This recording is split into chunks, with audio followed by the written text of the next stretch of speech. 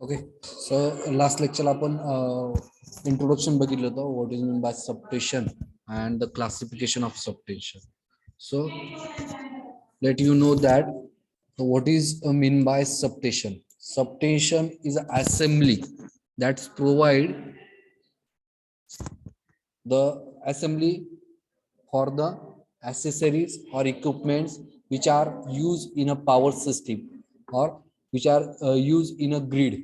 So in a substation there is a different operation is occur, the voltage operation, that is step up or step down, then AC to DC conversion operation, then frequency conversion operation or converting operation or power factor correction operation.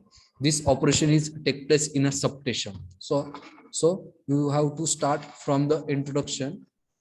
The present day electrical power system is a AC electric power is generated, transmitted and distributed in the form of alternating current. So जी काही electricity generate होती in the form of alternating current in the form of AC ते आपण generate करत असतो आणि ती distribute सुद्धा आपण HVAC सिस्टीमने करत असतो किंवा HVDC सिस्टीमने सुद्धा करत असतो.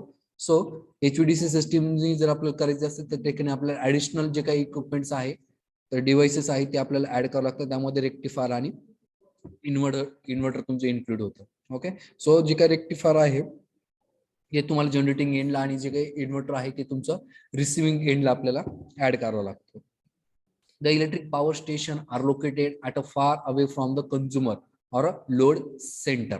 जे काही पॉवर स्टेशन जे आहे जनरेटिंग स्टेशन आहे ते लोड सेंटर पासून दूर असतात. त्याचं रिझन पण आपल्याला माहित आहे, बिकॉज ज्यावेळेस आपण site selection factors through power plant ज्यावेळेस इन्स्टॉल करत असतो तर काही साईट सिलेक्शन फॅक्टर्स किंवा साईट सिलेक्शन क्रायटेरिया आपण त्या ठिकाणी बघत असतो. त्यामध्ये सपोज जर थर्मल पॉवर प्लांट असेल किंवा न्यूक्लिअर पॉवर प्लांट असेल, सो थर्मल पॉवर प्लांट मध्ये जे काही at the time of producing the electricity आपण ज्यावेळेस कोल बर्न करतो त्यावेळी जे काही फ्ल्यू गॅसेस मधले जे काही ऍश असते किंवा न्यूक्लिअर पॉवर प्लांट मध्ये ज्यावेळेस फ्युजन आणि फ्युजन प्रोसेस होत असते तर त्यावेळेस रेडिओ ऍक्टिव्ह इलेमेंट त्या ठिकाणी क्रिएट होत असतात आणि ते हार्मफुल असतात for a human being as well as animals. So आपण जनरली जे काही पॉवर प्लांट्स आहे तर ते आपण away from the populated area locate करत असतो. So the distance between generating station and the load centre or consumer is very far away from the consumer or load center. Okay, so at many places in the power system it is desirable and necessary to change some characteristics of electric supply. So जे काही distance आहे ते जास्त असल्यामुळे आपल्याला वेळोवेळी जे काही पॉवर सप्लायची जी कॅरेक्टरिस्टिक्स आहे ती मेंटेन करायची असते किंवा चेंज करायची असते आणि अशा ऑपरेशनसाठी आपल्याला जे ॲपरेटर्स किंवा जे इक्विपमेंट्स लागतात सो त्या इक्विपमेंटला किंवा त्या ॲपरेटर्सला असेंब्ली म्हणून आपण सबस्टेशन त्या ठिकाणी लोकेट करत असतो. So what is mean by substation? An assembly of operators are installed to perform a voltage transformation, right? Voltage transformation means it may be a step up or it may be a step down operation, then switching operation, then power factor correction operation, then power and frequency operation or converting operation. This type of operation is done with the help of that apparatus, and the substation is provide the assembly for that apparatus. Okay, so this is a substation. The substation are used to change some characteristics of electric supply in the power system. आता जे काही substation आहे त्यामुळे जे operation होतात तर ते कुठकुठले operation होते आपण ते बघतोय. So voltage, it is voltage transformation, then AC to DC conversion, then frequency converting operation, then power factor correction operation. So हे ऑपरेशन आपण त्या सबस्टेशन मध्ये करत असतो. Then the next one is a factors governing the site selection of substation. ज्यावेळेस आपण substation locate करत असतो, इन्स्टॉल करत असतो, कन्स्ट्रक्ट करत असतो तर जे काही डिफरंट साईट सिलेक्शन क्रायटेरियाज आहे तर ते आपण त्यामध्ये कन्सिडर करूनच मग साईट आपण त्या ठिकाणी सबस्टेशनची सिलेक्ट करत असतो. त्यामध्ये the first point is substation are important part of power system, right? The continuity of supply near the load center of its service areas. जे काही डिस्ट्रीब्युशन सबस्टेशन आहे ते जनरली लोड सेंटरच्या जवळ आपण त्या ठिकाणी इन्स्टॉल करत असतो किंवा लोकेट करत असतो जेणेकरून जी काही सर्व्हिस आहे त्या लोड डिमांड जी काही लोड सेंटर आहे त्यांना जी काही आपण सर्व्हिस देतो तर ती चांगल्या पद्धतीने सर्व्हिस आपल्याला देता आली पाहिजे. सप्लायची स्टॅबिलिटी आपल्याला त्या ठिकाणी मेंटेन करता आली पाहिजे. त्यामुळे आपण generally it locate near to the load centre. Okay, then हा हर्षल सोनवणे. सॉरी सर, चुकून मेसेज सेंड झाला. श्रेयस मोरेला सेंड करायचा होता. Okay, then the next factor is site selection factor is proper access for incoming sub transmission line and outgoing primary feeders. जे काही इनकमर्स आहे power generation plant करणं जे काही इनकमिंग जे येतो तर ते इनकमर आणि आउटगोईंग म्हणजे जे काही डिफरंट फीडर्स आहेत तर त्यांना प्रॉपर ऍसेस करण्यासाठी आपण सबस्टेशन अशा पद्धतीने सिलेक्ट करत असतो की सेंट्रलाइज लोकेशन त्या ठिकाणी आपण सिलेक्ट करत असतो generally. Then easy access for repair and maintenance at the time of abnormal occurrence such as possibility of explosion or fire. ठीक आहे, जे काही साईट आपण सिलेक्ट करत असतो जनरली सबस्टेशन जे काही डिस्ट्रीब्युशन सबस्टेशन किंवा ट्रान्समिशन सबस्टेशन असतात तर ते आपण आउटडोअरलाच जनरली लोकेट करत असतो. सो तो जो काही स्पेस आहे किंवा जी काही असेंब्ली आहे ते अशा पद्धतीने डिझाईन करणं किंवा ते अशा पद्धतीने सेट करणं गरजेचं असतं की ज्यावेळेस काही ऍक्सिडेंट्स किंवा काही जर फॉल्ट त्या ठिकाणी अबनॉर्मल कंडिशन त्या ठिकाणी जर ऑकर झाली तर ते आपल्याला डिस्पोज करता आली पाहिजे. ओके, सो हा एक पॉईंट आपण त्या ठिकाणी कन्सिडर करत असतो. Than enough space for future expansion. फ्युचरमध्ये जर आपल्याला सबस्टेशनचं जर एक्सपान्शन करायचं असेल, लोड सेंटर लोड डिमांड जर वाढली, नंबर ऑफ फीडर जर वाढले तर आपल्याला त्या ठिकाणी जर फ्युचर एक्सपान्शन करायचं असेल त्या सबस्टेशनला तर इनफ स्पेस त्या ठिकाणी असणं गरजेचं आहे. सो तो एक पॉईंट आपण ज्यावेळेस साईट सिलेक्ट करत असतो सबस्टेशनसाठी तो करणं गरजेचं आहे. Then the minimum capital cost. जी काही लँड आपण त्या ठिकाणी सिलेक्ट करत असतो ती कमी पैशामध्ये किंवा कमी खर्चामध्ये आपल्याला त्या ठिकाणी अवेलेबल होणं गरजेचं आहे. So the minimum capital cost म्हणजे जी काही कॅपिटल इन्व्हेस्टमेंट आहे ती कमी असणं गरजेचं आहे. सो हे जे काही फॅक्टर्स आहे site selection factors at the time of location at the time of selection of location of substation हे फॅक्टर्स आपण कन्सिडर करत असतो. सो हे इम्पॉर्टंट फॅक्टर्स आहे. Then the next point is a classification of substation. So in last lecture we have to discuss the classification of substation according to the service requirement as well as according to the construction of substation. So according to the service requirement the substation are classified into transformer substation, then switching substation, synchronous substation or power factor substation. आता transformer substation मध्ये जे काही transformation operation आहे like step up and step down अशा पद्धतीचे operation आपण या transformer substation मध्ये करत असतो. Then switching substation, the switching operation of power lines. ज्यावेळेस आपल्याला पॉवर लाईनचं स्विचिंग ऑपरेशन करायचं असेल तर त्यासाठी आपण हे स्पेशल सबस्टेशन त्या ठिकाणी लोकेट करत असतो, त्याला आपण म्हणतो स्विचिंग सबस्टेशन. त्यानंतर नेक्स्ट आहे तुमचा सिंक्रोनस सबस्टेशन और power factor correction substation. Improve the power factor of the system. आता जनरली हे जे काही पॉवर फॅक्टर सबस्टेशन आहे किंवा सिंक्रोनस सबस्टेशन आहे तर ते जनरली रिसिव्हिंग एंडला आपण लोकेट करत असतो. आता सेंडिंग एंड आणि रिसिव्हिंग एंड ही कन्सेप्ट तुम्हाला क्लिअर झालेली आहे. सेंडिंग एंड म्हणजे तुमच्या ज्या ठिकाणी पॉवर ही जनरेट केली जाते तर ते झालं तुमचे सेंडिंग एंड, आणि रिसिव्हिंग एंड म्हणजे it is distribution substation. Okay, और it is near to the load centre और कंझ्युमर एंड. सो रिसिव्हिंग एंडला आपण हे जनरली आपण power factor correction substation install करत असतो for improvement of power factor. Then the next one is a frequency changes substation. Convert normal frequency to other useful function. काही application साठी special केस साठी आपल्याला फ्रिक्वेन्सी चेंज करण्याची गरज त्या ठिकाणी पडत असते. तो अशा ठिकाणी एक स्पेशल सबस्टेशन आपण त्या ठिकाणी लोकेट करतो, त्याला आपण म्हणतो फ्रिक्वेन्सी चेंजर सबस्टेशन. त्यानंतर next one is a converting substation. So it's convert AC power into DC power. This type of substation generally located at the traction system.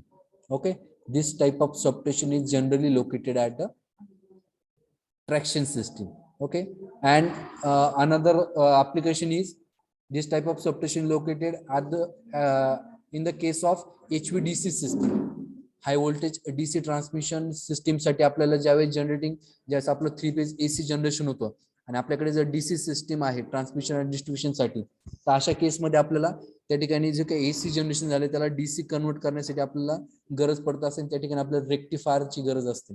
So अशा केसमध्ये आपण हे कन्व्हर्टिंग सबस्टेशन त्या ठिकाणी इन्स्टॉल करत असतो. Industrial substation, it is special arrangement for individual substation for industrial consumer. It is a special arrangement for industrial consumer. Okay, when the requirement of power is very huge or amount of power is very huge, so at the time of this type of substation is located, that situation or that condition, that is industrial substation. Okay, then according to the design, means according to the construction of substation, the substation are classified into indoor substation also. So a substation has a many components like insulator, bus bar, transformer, circuit breaker, switches, fuses, instruments. This type of components is installed in a substation. Okay, so which must be properly protected for continuous and reliable service. So त्यांचं protection आणि reliable service साठी आपण substation त्या ठिकाणी install करत असतो. So what is mean by indoor substation? So the equipment are installed in indoor within a building. Okay, एका close building मध्ये, एका क्लोज हॉल मध्ये आपण हे जे सर्व जे असेंब्ली आहे, जेवढे ऑपरेटर्स, जेवढे कंपोनंट्स मी तुम्हाला सांगितले, like insulators, bus bars, transformers, circuit breakers, switches, फ्युजेस, instruments, this type of components is installed in a closed building and the substation is called as indoor substation. Okay, एकदम simple आहे. एका close building मध्ये, एका close room मध्ये आपण हे सर्व operators त्या ठिकाणी इन्स्टॉल करतो असतो, तर त्याला आपण म्हणतो indoor substation. Generally this type of substation use for voltage up to 11 kV only. 11 kV पेक्षा कमी व्होल्टेज साठीच आपण इंडोर सबस्टेशन जनरली यूज करतो असतो. आणि इंडोर सबस्टेशन आपण ड्यू टू इनसफिशियंट स्पेस, हा एक पॉइंट आहे, ड्यू टू इनसफिशियंट स्पेस ह्या कंडिशन मध्ये आपण इंडोर सबस्टेशन त्या ठिकाणी लोकेट करत असतो. Atmosphere is a contaminant with the impurities such as metal, cording gases and fumes, conducting dust. Okay, so जे काही इंडोर सबस्टेशन्स आहे, तर जे काही कंपोनेंट्स आहे ते free from the atmospheric condition because the apparatus and components is located at a closed vessel or closed room, right? Then the comparison between outdoor and indoor substation. The first point, comparative point, is a space required. So in case of outdoor substation, there is a requirement of huge amount of space for location or for installation, but in case of indoor substation, the requirement of space is very less. Okay, so this is a indoor substation. Then the time required for erection is less, and in case of indoor substation, the time required for erection is very long or more. The future expansion in case of outdoor substation is very easy, but in case of indoor substation, the future expansion is difficult task. Okay, outdoor substation मध्ये आपल्याला load demand किंवा जर feeders जर वाढले तर आपण easily space available असतो आणि त्या फ्री स्पेस मध्ये आपण ट्रान्सफॉर्मर त्या ठिकाणी पॅरलल ऑपरेशन करून त्या ठिकाणी आपण फ्युचर एक्सपान्शन करू शकतो. But in case of indoor substation space he limited असते आणि जर फ्युचर एक्सपान्शन जर आपल्याला करायचं असेल तर अशा केसमध्ये आपल्याला त्या ठिकाणी नवीन कन्स्ट्रक्शन करण्याची गरज त्या ठिकाणी भासू शकते. त्यामुळे हा थोडा डिफिकल्ट टास्क आहे in case of indoor substation. त्यानंतर फॉल्ट लोकेशन. फॉल्ट लोकेशन जर आपण जर बघितलं तर जे काही आउटडोर सबस्टेशन आहे त्या ठिकाणी आपण इझिली फॉल्ट आपल्याला लोकेट होऊ शकतो. Easier because the equipment is in the full view. जे काही इक्विपमेंट आहे ते पूर्ण ओपन टू एअर असतात. पूर्ण व्ह्यू किंवा पूर्ण कंपोनेंट्स आपल्याला व्हिज्युअली ऑब्झर्व होऊ शकतात किंवा व्हिज्युअली आपल्याला दिसू शकतात. त्यामुळे जो काही फॉल्ट आहे तो कुठल्या कंपोनेंट मध्ये कुठल्या लोकेशनला झाला तो आपण इझिली डिटेक्ट करू शकतो. But in case of indoor substation the difficult because the equipment is enclosed. All the equipments are enclosed or enclosed. Therefore, the fault location assessment is very difficult, right? Then the next comparative point is the capital cost. So in case of outdoor substation, the capital cost is low because there is no special construction is required. Okay, but in case of indoor substation, there is a special construction and a construction of building or construction of hall is required for the installation of substation. So the cost of capital cost of our indoor substation is high as compared to outdoor substation, right? Then the next point is a next comparative point is a operation. So the operational task for outdoor substation is difficult as compared to indoor substation. And the last point is a possibility of fault escalation, right? So less because great clearance can be provided, and there is a more in case of indoor substation. Fault clearing time म्हणतोय थोडक्यात. So fault clearing time कमी लागतो outdoor substation साठी आणि indoor substation साठी fault clearing time हा जास्त लागतो. So this is the outdoor substation for voltage beyond 11 kV. आता इंडोर सबस्टेशन जर आपण बघितलं 11 केव्ही पर्यंत आपण इंडोर सबस्टेशन यूज करत असतो, पण beyond 11 kV how to use outdoor substation only because there is a rating of equipment is more. So in case of beyond 11 kV voltage, the outdoor substation is located. The more clearance between conductor and space required for switches, circuit breakers and other equipments. Okay, more space त्या ठिकाणी गरजेचा असतो. Not economical to install the equipment indoor.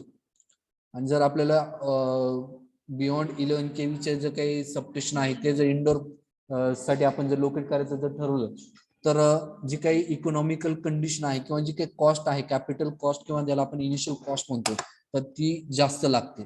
So अशा केसमध्ये आपण outdoor substation त्या ठिकाणी prefer करत असतो. त्यानंतर अंडरग्राउंड सबस्टेशन. आता हे जे सबस्टेशन आहे ते जनरली पॉप्युलेटेड एरियामध्ये ज्या ठिकाणी लॅक ऑफ लँड, ओके, जागेची कमतरता आहे अशा केसमध्येच आपण अंडरग्राउंड सबस्टेशन त्या ठिकाणी इन्स्टॉल करत असतो in thickly populated areas. For example ज्या काही हायली हायटेक सिटीज आहे, फॉर एक्झाम्पल मुंबई असेल, पुणे असेल किंवा दिल्ली असेल, अशा ठिकाणी जर आपल्याला या सिटीमध्ये जर स्पेस आपल्याला ओपन स्पेस जर भेटला नाही तर अशा ठिकाणी आपण अंडरग्राउंड सबस्टेशन त्या ठिकाणी लोकेट करत असतो. The space available for equipment and building is limited and the cost of land is high. ठीक आहे, त्यामुळे कॉस्ट पण जास्त असते आणि स्पेस हा कमी त्या ठिकाणी मिळत असतो. त्यानंतर नेक्स्ट टाइपचं जे सबस्टेशन आहे ते आहे pole mounted substation. Okay, this is use for a distribution purpose only. This is the 11/440 volt substation and this is pole mounted substation and it is located to the load center. It is very nearest to the load center and according to the consumer requirement the pole mounted substation is step down the voltage. If there is a LT consumer then the 11 kV is step down up to 440 volt, and if there is a single phase consumer then this voltage is step down up to 230 volt, and if there is a ST consumer, high tension consumer, then that is this substation is step down voltage up to 11 kV. Okay, the equipment installed overhead on a H pole or 4 pole structure and it is cheapest from the substation. Transformer substation दिलेला आहे, step up substation. हा काय अडचण आहे?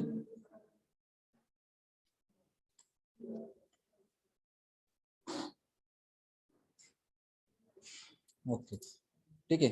So step up substation, primary grid substation, secondary substation आणि distribution substation.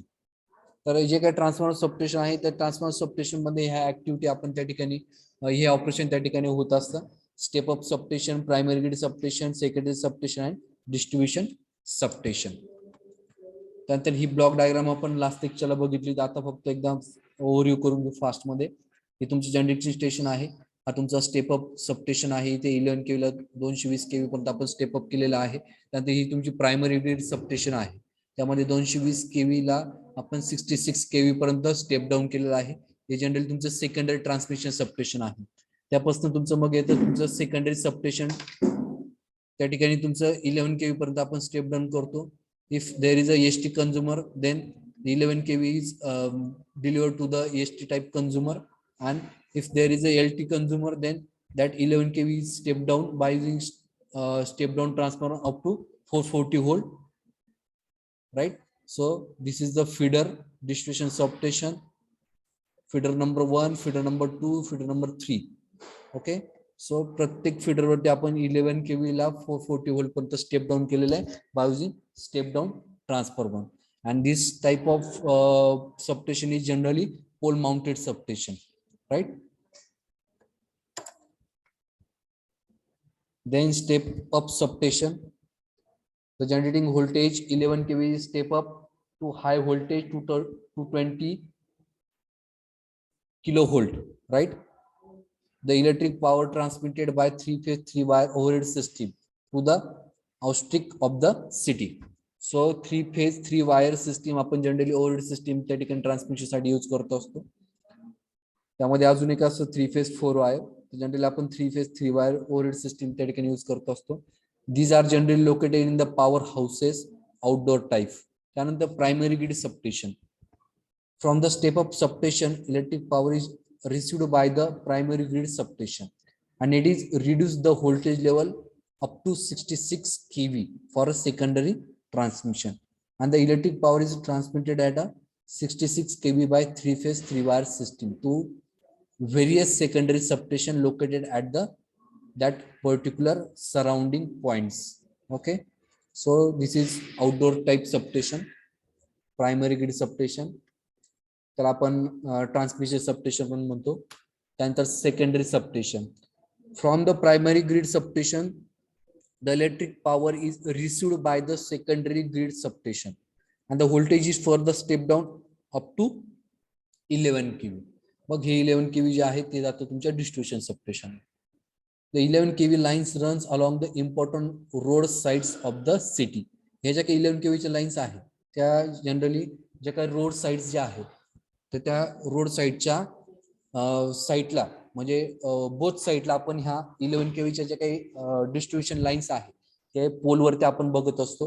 Generally ज्या आपल्याला रोडच्या दोन्ही साइडला ज्या लाईन्स दिसतात त्या तुमच्या 11 kV च्या लाईन्स असतात, right? So a big consumer are generally supplied power at 11 kV. जे काही एसटी टाइपचे जे कंझ्युमर्स आहेत तर त्यांना आपण डायरेक्टली 11 kV जी काही रिक्वायरमेंट आहे ती त्यांची आपण फुलफिल करत असतो by using secondary substation. Then this is also outdoor substation, right? Then the next one is a distribution substation.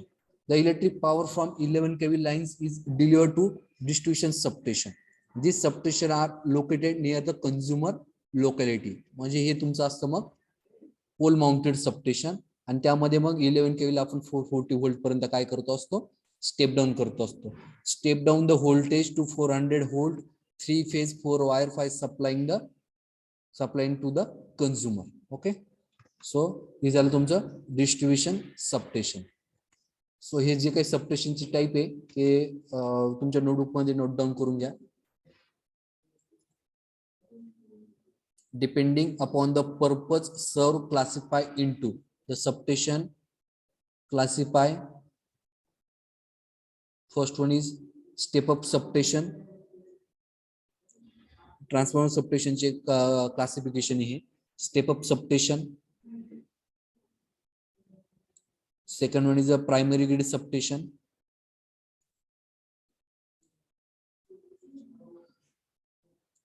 Next one is a secondary substation. Write down one by one. Step up substation, primary grid substation, secondary substation, and distribution substation. आणि dash करून पुढे लिहा. प्रत्येक substation मध्ये काय काय operation होतं ते पण लिहून घ्या. स्टेप अप सबस्टेशन मध्ये स्टेप अप सबस्टेशन म्हणजे तुमचं जनरेटिंग स्टेशन जवळ जे सबस्टेशन असतं त्याला आपण स्टेप अप सबस्टेशन म्हणतो. ज्या ठिकाणी पॉवर जनरेट केली जाते त्या ठिकाणचं हे सबस्टेशन असतं स्टेप अप सबस्टेशन. सो त्यामध्ये काय ऍक्टिव्हिटी किंवा कुठलं ऑपरेशन होतं ते डॅश करून पुढे लिहून घ्या. 11 kV step up up to high voltage to 20 kV. 11 kV ला आपण स्टेप अप करतो अप टू 220 केव्ही पर्यंत. 11 केव्ही ला आपण स्टेप अप करतो 220 केव्ही पर्यंत. डॅश करून पुढे लिहून घ्या. त्यानंतर नेक्स्ट जे आहे ते आहे तुमचं प्रायमरी ग्रीड सबस्टेशन. त्यामध्ये आपण ऑपरेशन करतो 220 केव्ही ला आपण स्टेप डाऊन करतो up to 66 kV. Two 20 kV step down up to 66 kV. This operation is take place in a primary grid substation. Okay. So primary grid substation मध्ये note down करून घ्या. 220 kV ला आपण step down करतोय 66 kV पर्यंत. This is a step down substation and it is generally a outdoor substation.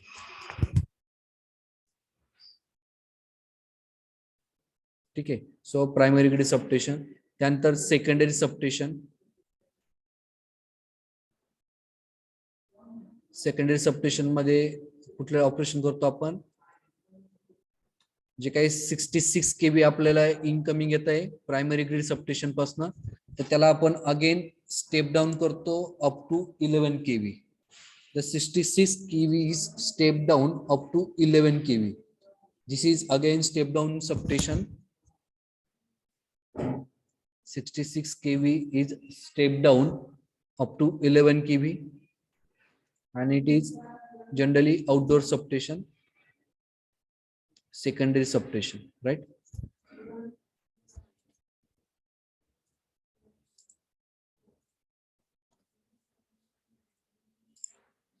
Okay, then last one is distribution substation. This is generally pole mounted substation. Bracket मध्ये लिहून घ्या. Distribution substation मी जे सांगतोय ते तुमचं pole mounted substation असतं. हे generally S type pole mounted substation असतं. त्यावरती तुमचं 11 केव्ही ला आपण स्टेप डाऊन करतो up to 440 volt. 11 kV is a step down up to 440 volt. This is a pole mounted substation, and then the 400 volt is distributed in the form of 3-phase 4-wire system. 3-phase 4-wire system.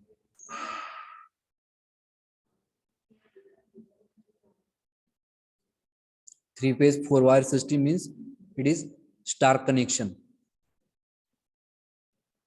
3-phase 4-wire system. RYB 3 phases. Okay. त्यानंतर star system मध्ये जर आपण बघितलं, star connection मध्ये जो common point असतो त्याला आपण न्यूट्रल डिनोट करत असतो. ओके. सो RYB आणि जो कॉमन पॉइंट आहे तिन्ही फेजेसचा त्याला आपण न्यूट्रल म्हणतो. So 3-phase 4-wire system is used for distribution purpose. आणि मग त्यानंतर ह्या 3-phase 4-wire system वरनं ज्यावेळेस सिंगल फेज कंझ्युमर असेल तर तो कंझ्युमर काय करतो, ह्या 3 फेजेस मधला एक फेज आणि न्यूट्रल, अशा पद्धतीने ते सिंगल फेज सप्लाय त्या कंझ्युमरला, हाऊसहोल्ड कंझ्युमरला आपण त्या ठिकाणी देत असतो. So this is distribution substation. Then the equipment in a transformer substation. आता जे काही ट्रान्सफॉर्मर सबस्टेशन आहे त्या ट्रान्सफॉर्मर सबस्टेशन मध्ये कुठले इक्विपमेंट्स असतात ते आपण बघतोय. पहिल्यांदा जे काही इक्विपमेंटची लिस्ट आहे ते आपण बघू. बस बार असतो, ठीक आहे. त्यानंतर इन्सुलेटर्स, त्याच्या डायग्राम्स पण त्या ठिकाणी दिलेल्या आहेत. बस बार, हे सर्व बस बार तुम्हाला दिसत आहे बघा. या तुमच्या बस बार्स आहे, त्याचं फंक्शन काय आहे ते सुद्धा आपण बघू. त्यानंतर हे इन्सुलेटर्स आहे. इन्सुलेटरचे डिफरंट टाइप्स आहे.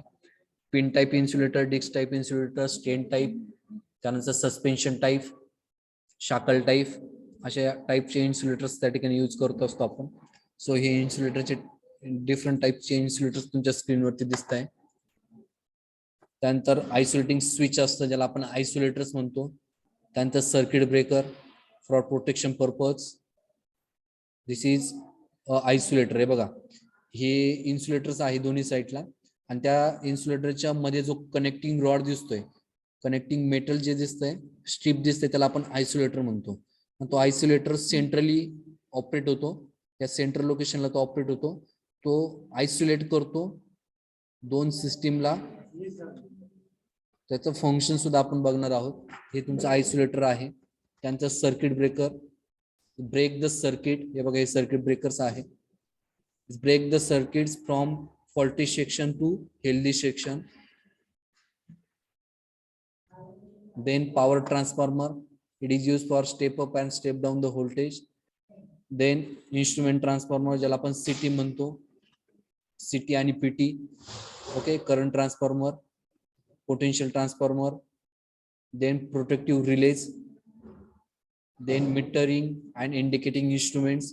सप्लायची कंटिन्युटी चेक करण्यासाठी आपण जी इंडिकेटर्स लावलेले असतात त्याला आपण मीटरिंग किंवा इंडिकेटिंग इन्स्ट्रुमेंट म्हणतो. मीटरिंग वरती आपल्याला ॲमीटरचा असेल, व्होल्टमीटर असेल किंवा एनर्जी मीटर असेल, त्यावरती आपल्याला व्होल्टेज, करंट, एनर्जी मीटर वरती आपल्याला एनर्जी मेजर करता येईल. त्या ठिकाणी पॉवर मीटर पण असतं, त्या ठिकाणी आपल्याला पॉवर मेजर करता येईल, पॉवर फॅक्टर मीटर असतं.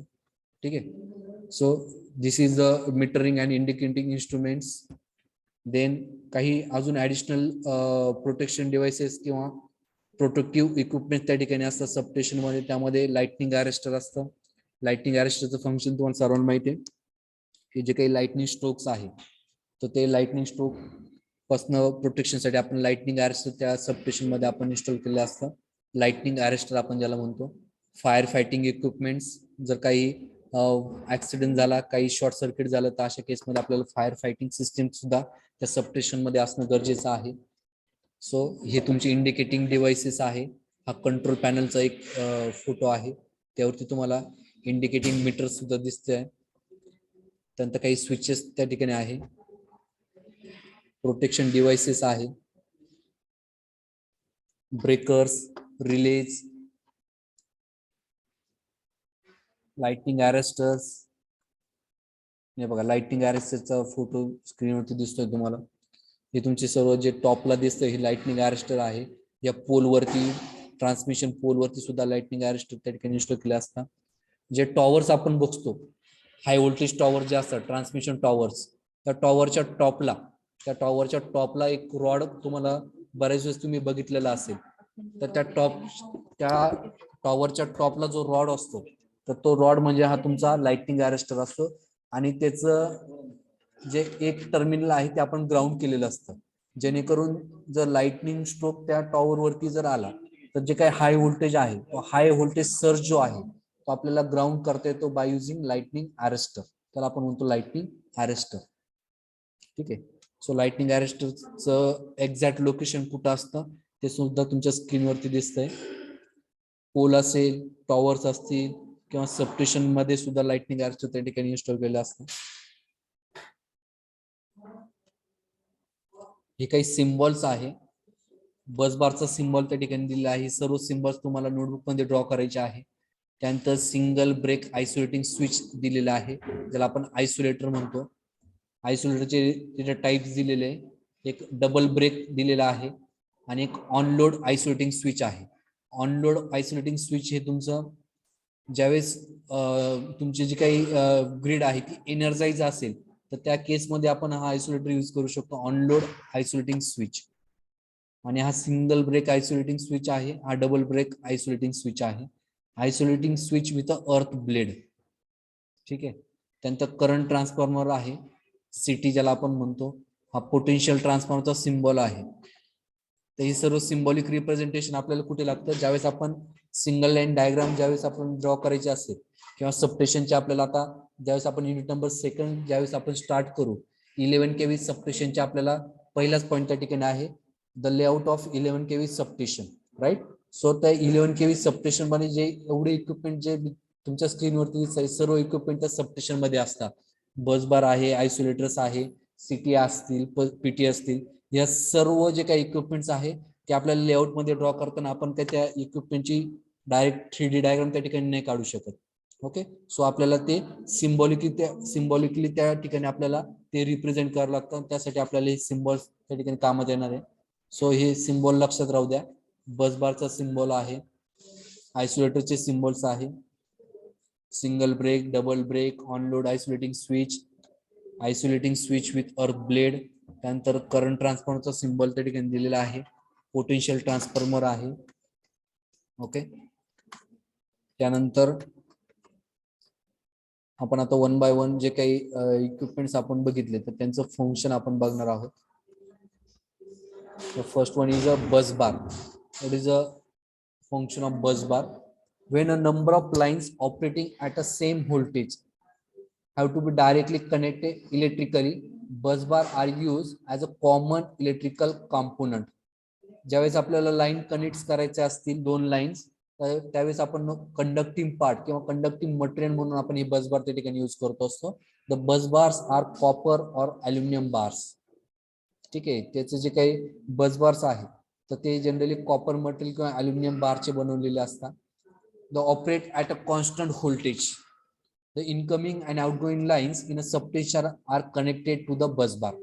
जे काही इनकमिंग लाईन्स आहे किंवा आउटगोईंग लाईन्स जे आहे तर ते आपण कनेक्ट करतो बस बारशी. ठीक आहे. So the commonly use bus bar arrangement in a substation are single bus bar arrangement, single bus bar system with sectionalise main and transfer bus bar arrangement. ठीक आहे, तर अशा पद्धतीचे जे काही बस बार्स आहे ते आपण सबस्टेशन मध्ये जनरल यूज करत असतो. Single bus bar with selections, then main bus bar and transfer bus bar arrangement. ठीक आहे, सो त्याला आपण म्हणतो बस बार. त्यानंतर नेक्स्ट इक्विपमेंट आहे तुमचं insulator. They support the conductors and confine the current to the conductors. The most commonly used material is porcelain. ठीक आहे, सो इन्सुलेटर आपण यूज करत असतो आणि जे काही इन्सुलेटर्स असतं ते इन्सुलेटरचं जे काही मटेरियल असतं त्याची जनरली पोर्सिलिन मटेरियल पासून आपण इन्सुलेटर मॅन्युफॅक्चर करत असतो. इन्सुलेटरचे डिफरंट टाइप्स आहे according to the voltage level नुसार आपण जे काही टाइप्स आहे इन्सुलेटरचे तर ते व्होल्टेज लेवल नुसार आपण सिलेक्ट करत असतो. ठीक आहे, जनरली जे काही एक डिस्क जे असते तर एक डिस्क ही 11 kV साठी आपण डिझाईन केलेली असते. मग जसं जसं आपलं व्होल्टेज लेवल वाढत जाईल, suppose 22 kV, 33 kV, 66 kV, so 11 kV साठी एक डिस्क डिझाईन केलेली असते. सो 11 kV जर व्होल्टेज असेल तर त्या ठिकाणी आपण एक सिंगल डिस्क त्या ठिकाणी यूज करतो. 22 kV असेल, 33 kV असेल त्या ठिकाणी आपण त्या पद्धतीने त्या रेशोने आपण त्या डिस्क ज्या काही नंबर ऑफ डिस्क आहे ते आपण इन्क्रीज करत असतो आणि त्या ज्या डिस्क आहे एका मेटॅलिक स्ट्रीपने आपण त्या डिस्क एकमेकांना कनेक्ट केलेल्या असतात. ठीक आहे, so pin type insulator, suspension type insulator, त्यानंतर पोस्ट इन्सुलेटर, अशा टाइपचे जे इन्सुलेटर्स आहेत ते आपण यूज करत असतो सबस्टेशन मध्ये. राईट, 132 kV चा हा सिटी दिसतोय बघा. हे तुमचं स्क्रीन टाइप इन्सुलेटर आहे, तुमच्या स्क्रीनवरती दिसतंय स्क्रीन टाइप इन्सुलेटर.